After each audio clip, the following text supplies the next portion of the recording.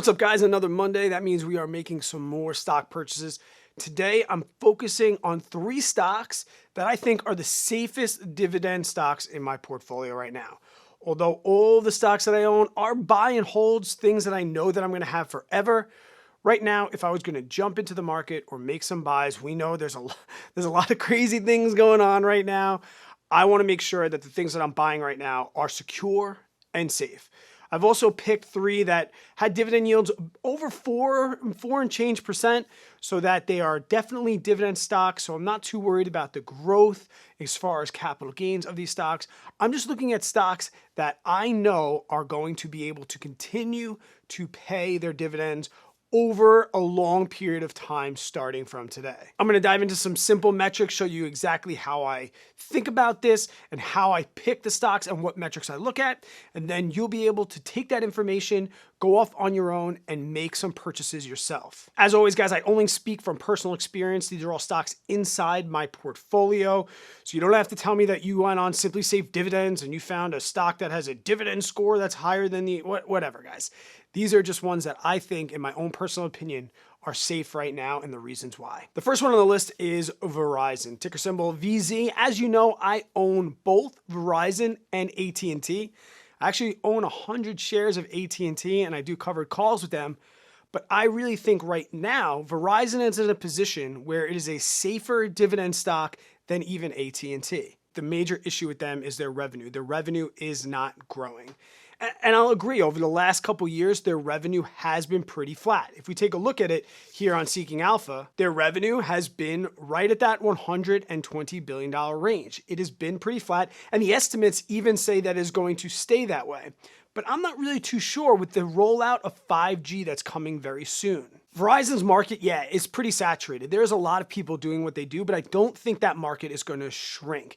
There's only going to be a greater demand for wireless services in the future, right? We're not going to start turning off our wireless devices and then we're going to stop using them. And they, time and time again, are rated the highest in reliability, speed, network performance out of all of those other competitors. They are at the top of their game. And they are a major wireless company. As opposed to AT&T, Verizon has about 85 to 90% of its revenue coming from wireless services, which is a good thing for me because they have room to grow. Right now, their media only brings in about 10% of their revenue, as compared to AT&T that has about 20%. So that gives some room for Verizon to grow in the media space and increase their revenue on top of the rollout of these 5G devices. And another big reason that I like them over AT&T right now at this point is AT&T's debt. Now, I've talked about AT&T and I like what they're doing to manage their debt, but they still have to manage it. Verizon's debt is a lot more under control, and in these times where we're not sure with businesses going back to work and things like that, I would like a company that has the least amount of debt possible. Verizon, they have debt, they're not debt-free, but compared to AT&T, their debt is a lot more under control. As far as some metrics, guys, forward PE of 12.47. That's awesome. The S&P 500 is above 20 right now. So we're seeing that their value, it's okay. If we look at their dividends, they've been growing their dividend for 7 years. Their 5-year CAGR, 2.51, not outstanding, I'll admit it, but it's still growing. Their payout ratio at 51% is awesome news for me to see. That means that they still have room to grow that dividend, and their dividend is not stressing out their company. I like to see this number under 75%. At 51.6, I'm okay with that. Right now, they're paying a 4.14 annual dividend. And like I said, that is an awesome dividend. I'll take it. It's not too high where it sketches me out. It's not too low where I want to see growth. Verizon, I'm buying that today. And if you want to see exactly how much Verizon I bought, as well as all these other stocks, you can see all my real-time purchases for my Patreon members. I'll leave that link down in the description below. Join that Discord chat through Patreon. A lot of people on there talking about what we're doing, buys, sells, portfolio reviews, options as well. Like I said, the link's down in the description below. Take a look at it if that's something you're interested in. The next stock is an internet fan favorite. Yes, I'm a self-proclaimed fanboy of Realty Income.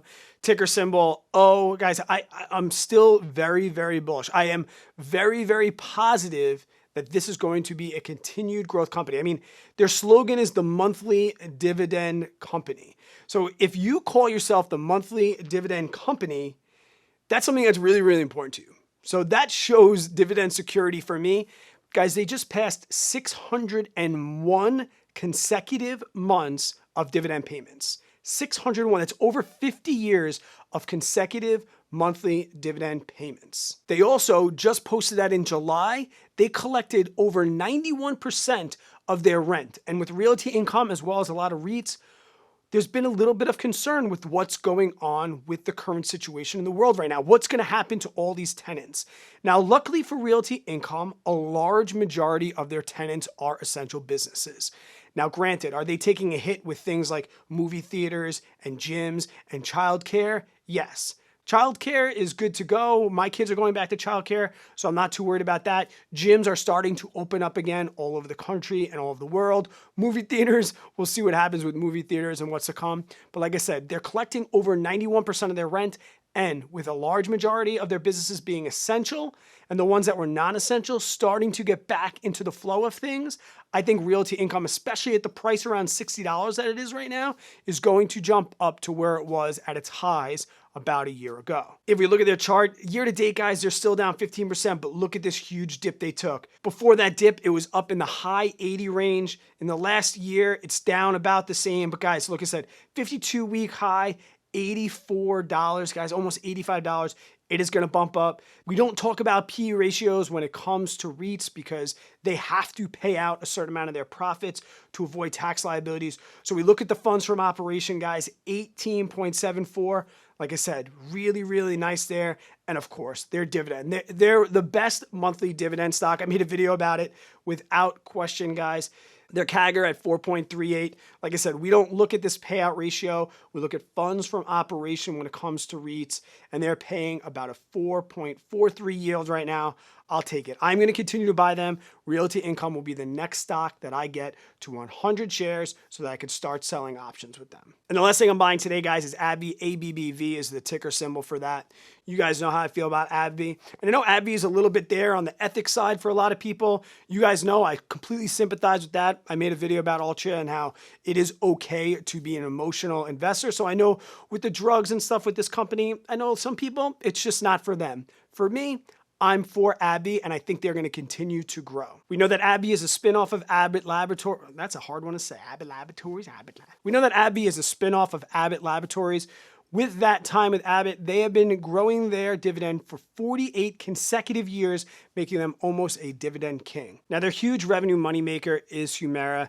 It has lost patent protection inside the UK and in Europe and things like that. And that's going to happen here in the United States. And yes, they are going to take a hit when other companies can come in and make a more generic version of that drug. But that does not mean that they don't have some awesome things in the pipeline to fill that void when the Humira sales go down. They have their hand in cancer drugs, Hep C drugs, and they own the company that makes Botox. And if you've seen $1 Million Listing LA, you know that Botox is huge right now, and it's only going to go get bigger and bigger and bigger as more people get on the internet and need to look really, really great as they get older. I don't see the hype in Botox, but people are still spending money on it at a ridiculous rate. Their Q2 earnings were awesome. I think we're going to see the exact same in Q3. That's why I'm really comfortable buying them right now. If we look, they also have pretty good growth. Year to date, they're up 6.51, what's going on right now. In the last year, up 42%. So we're also going to see some growth. Their PE ratio at 9 right now, guys, super low. Once again, the S&P 500 at about 20. If we look at some of their dividend info, we see dividend growth is 7. I did mention this does not include their time with Abbott. Their growth rate, their 5-year CAGR for their dividend at 21%. Holy Toledo. Payout ratio, less than 50. So they have room to pay out a ton more. Their dividend yield, 5%. Insane. And if we finish it up with their revenue, guys, we see their revenue growing year after year, and their estimates are still going up. I think AbbVie is one of the strongest dividend stocks right now on the market. These are the things we're talking about inside my Discord, guys. Like I said, link in the description below if you want to consider joining that Discord and becoming a Patreon member. Here is a link to my entire dividend portfolio if you want to see some of those details. And down here, I'll leave you some awesome other content that I've produced. And until I see you on the next one, guys, stay positive, work really, really hard, always be kind to other people. Hope you have yourself an amazing day and an even better tomorrow.